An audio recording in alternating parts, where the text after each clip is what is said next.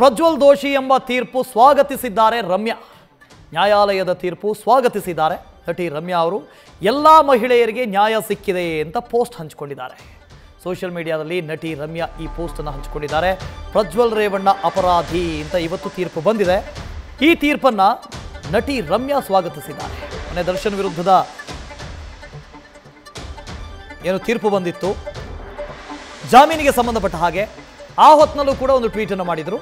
ಇದಾದ ಬಳಿಕ ಇವತ್ತು ಪ್ರಜ್ವಲ್ ರೇವಣ್ಣ ವಿರುದ್ಧ ತೀರ್ಪು ಬಂದಿದೆ. ಈ ತೀರ್ಪನ್ನು ಸ್ವಾಗತ ಮಾಡಿದ್ದಾರೆ. ಏನು ಹೇಳಿದ್ದಾರೆ? ಈ ತೀರ್ಪು ಎಲ್ಲ ಮಹಿಳೆಯರಿಗೆ ನ್ಯಾಯ ಸಿಕ್ಕಿರುವ ರೀತಿಯಲ್ಲಾಗಿದೆ ಅಂತ ಪೋಸ್ಟ್ ಒಂದನ್ನು ಹಂಚಿಕೊಂಡಿದ್ದಾರೆ ನಟಿ ರಮ್ಯಾ ಅವರು. ನಿಜಕ್ಕೂ ಹೌದು, ಇವತ್ತಿನ ತೀರ್ಪಿದೆಯಲ್ಲ, ಇದು ಮಹಿಳೆಯರಿಗೆ ಸಿಕ್ಕಂಥ ನ್ಯಾಯ.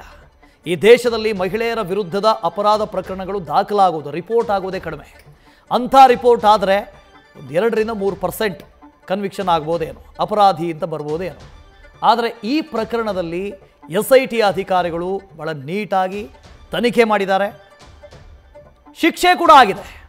ಹಾಗಾಗಿ ಇದು ಮಹಿಳೆಯರಿಗೆ ಸಿಕ್ಕಂಥ ನ್ಯಾಯ ಅಂತ ನಟಿ ರಮ್ಯಾ ಹೇಳಿದ್ದಾರೆ, ಪೋಸ್ಟ್ ಹಂಚಿಕೊಂಡಿದ್ದಾರೆ. ಎಲ್ಲ ಮಹಿಳೆಯರಿಗೆ ಸಿಕ್ಕಂಥ ನ್ಯಾಯ ಇದು. ಈ ಹಿಂದೆ ದರ್ಶನ್ ಪ್ರಕರಣಕ್ಕೆ ಸಂಬಂಧಪಟ್ಟ ಹಾಗೆಯೂ ಕೂಡ ಸುಪ್ರೀಂ ಕೋರ್ಟ್ ಏನು ಅಬ್ಸರ್ವೇಷನ್ ಅನ್ನು ಕೊಟ್ಟಿತ್ತು ಹೈಕೋರ್ಟ್ನ ಬಗ್ಗೆ, ಆಗಲೂ ಕೂಡ ಮೆಚ್ಚುಗೆಯನ್ನು ವ್ಯಕ್ತಪಡಿಸಿದರು. ಇನ್ನೂ ನ್ಯಾಯಾಂಗ, ನ್ಯಾಯ ವ್ಯವಸ್ಥೆ ಜೀವಂತವಾಗಿದೆ. ಜನರು ಇವತ್ತಿಗೂ ಯಾಕೆ ನ್ಯಾಯಾಂಗವನ್ನು, ನ್ಯಾಯಾಲಯಗಳನ್ನು ನಂಬ್ತಾರೆ ಅಂತ ಹೇಳಿದ್ರೆ ಇದೇ ಕಾರಣಕ್ಕೆ. ಇನ್ನೂ ಕೂಡ ಜೀವಂತವಾಗಿದೆ, ಜನರಿಗೆ ನ್ಯಾಯ ಸಿಗ್ತಾ ಇದೆ. ಇಲ್ಲಿ ಆ ಕೆಲಸದ ಆಕೆಯನ್ನು ಅತ್ಯಾಚಾರಕ್ಕೆ, ಅದು ಸರಣಿ ಅತ್ಯಾಚಾರ ರೀ, 1-2 ಬಾರಿ ಅಲ್ಲ, ಅದು ಸರಣಿ ಅತ್ಯಾಚಾರ. ಅದನ್ನು ವಿಡಿಯೋ ಮಾಡಿ ವಿಕೃತಿ ಮೆರೆದು ಆಕೆಗೆ ಹೆದರಿಸಿ ಬೆದರಿಸಿ ಕಿಡ್ನ್ಯಾಪ್ ಮಾಡಿ ಇಷ್ಟೆಲ್ಲ ಮಾಡಿದರು. ಆದ ನಂತರವೂ ಕೂಡ ಇದು ಸುಳ್ಳು, ಹೀಗಾಗೇ ಇಲ್ಲ, ಇದಕ್ಕೆ ಸಾಕ್ಷಿಗಳೇ ಇಲ್ಲ ಅಂತ ಹೇಳ್ತಾ ಇದ್ರು. ಆದರೆ ಪೊಲೀಸರು ಸುಮಾರು 1800 ಪುಟಗಳ ಚಾರ್ಜ್ ಶೀಟನ್ನು ಸಲ್ಲಿಕೆ ಮಾಡಿದರು. 123 ಸಾಕ್ಷಿಗಳನ್ನು ಉಲ್ಲೇಖ ಮಾಡಿದರು. ಅದರ ಪೈಕಿ 118 ಸಾಕ್ಷಿಗಳ ವಿಚಾರಣೆ ಆಗಿತ್ತು ಕೋರ್ಟ್ನಲ್ಲಿ. ಫೈನಲಿ ತೀರ್ಪು ಪ್ರಕಟ ಆಗಿದೆ. ಪ್ರಜ್ವಲ್ ರೇವಣ್ಣ ಅಪರಾಧಿ ಅಂತ ಜನಪ್ರತಿನಿಧಿಗಳ ವಿಶೇಷ ಕೋರ್ಟ್ ಹೇಳಿದೆ. ನೋಡಿ, ಇದು ಅವರ ತೀರ್ಪು. Well done HC, justice served for all the women ಅಂತ ಹಾಕಿದ್ದಾರೆ. ಹೈಕೋರ್ಟ್ ಏನೂ ಅಲ್ಲ, ಜನಪ್ರತಿನಿಧಿಗಳ ವಿಶೇಷ ನ್ಯಾಯಾಲಯ ಈ ತೀರ್ಪನ್ನು ಪ್ರಕಟ ಮಾಡಿದೆ. ಹಾಗಾಗಿ ಎಲ್ಲ ಜಸ್ಟಿಸ್ ಸಿಕ್ಕಿದೆ ಅಂತ ಹೇಳಿದ್ದಾರೆ, ಎಲ್ಲ ಮಹಿಳೆಯರಿಗೆ ಸಿಕ್ಕಂಥ ನ್ಯಾಯ ಇದು ಅಂತ ಹೇಳಿದ್ದಾರೆ. ಇದು ನಟಿ ರಮ್ಯಾ ಅವರ ಪೋಸ್ಟ್. ಎಲ್ಲರೂ ಪರವಾಗಿ ನಿಲ್ಲಬೇಕು. ನಾನು ಹೇಳೋದಾದರೆ ಎಲ್ಲ ಮಹಿಳೆಯರು ಅಂತಲ್ಲ, ಎಲ್ಲರೂ ಇಂಥ ಜನಪ್ರತಿನಿಧಿಗಳು, ಅದರಲ್ಲೂ ಲಜ್ಜೆಗೆಟ್ಟಂಥ ಜನಪ್ರತಿನಿಧಿಗಳು. ನೋಡಿ, ಆಗಲೇ ದೇವರಾಜೇಗೌಡರು ಹೇಳ್ತಾ ಇದ್ರು, ಕೇವಲ ಪ್ರಜ್ವಲ್ ರೇವಣ್ಣ ಇಷ್ಟೆಲ್ಲ ಮಾಡಿದಾಗ ಕುಟುಂಬಸ್ಥರಿಗೆ ಗೊತ್ತಿರಲಿಲ್ವಾ? ಇದು ಗೊತ್ತಿತ್ತು ಅಂತ ಅವರು ಹೇಳ್ತಾ ಇರೋದು. ಗೊತ್ತಿದ್ದು ಕಣ್ಣು ಮುಚ್ಚಿ ಕೂತಿದ್ದಾರೆ ಅಂತ ಹೇಳಿದ್ರೆ ಅವರು ಅಪರಾಧಿಗಳೇ. ಅಷ್ಟು ಮಹಿಳೆಯರ ವಿರುದ್ಧ ಈ ಥರದ ಹೀನವಾದಂಥ ಕೃತ್ಯ ನಡೆದಿದೆ ರೀ. ಅದು ಮದುವೆ ಆದಂಥವ್ರು ಇದ್ದಾರೆ, ಮಕ್ಕಳಾದಂಥವ್ರು ಇದ್ದಾರೆ.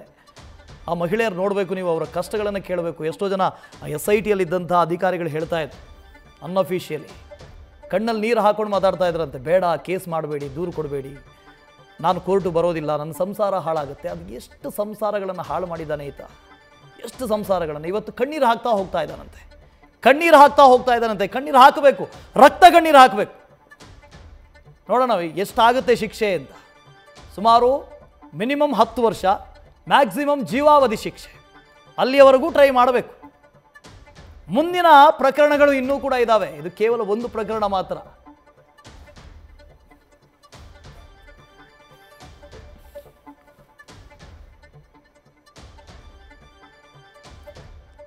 ಸುಮಾರು 14 ತಿಂಗಳವರೆಗೆ ಸತತವಾಗಿ ವಿಚಾರಣೆ ನಡೆದಿದೆ.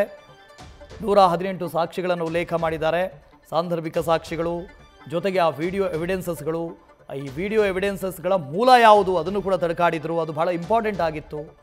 ಎಲ್ಲ ಸಾಕ್ಷಿಗಳನ್ನು ನ್ಯಾಯಾಲಯದ ಮುಂದೆ ಪ್ರಸ್ತುತಪಡಿಸಿ ಈಗ ತೀರ್ಪು ಪ್ರಕಟ ಆಗಿದೆ.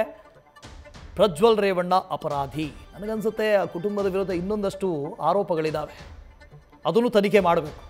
ಏನಾಗಿದೆ ಅಂತ ಗೊತ್ತಿಲ್ಲ, ಯಾಕೆಂದರೆ ಇದು ವಿಕೃತಿ ರೇ. ಇದು ಈ ಥರದ ಪ್ರಕರಣಗಳು ಅನ್ಯೂಶುವಲ್.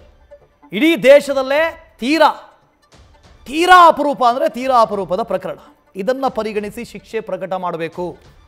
ಅಪರೂಪದಲ್ಲಿ ಅಪರೂಪದ ಪ್ರಕರಣ ಅಂತ ಹೇಳಿ ಶಿಕ್ಷೆ ಪ್ರಕಟ ಮಾಡಬೇಕು. ಇವ್ರ ಮೇಲೆ IPC ಸೆಕ್ಷನ್ 376(2) ಇತ್ತು, 506, 354A, 354B, 354C, IT act 2008 ಇವೆಲ್ಲವೂ ಕೂಡ ದಾಖಲಾಗಿತ್ತು.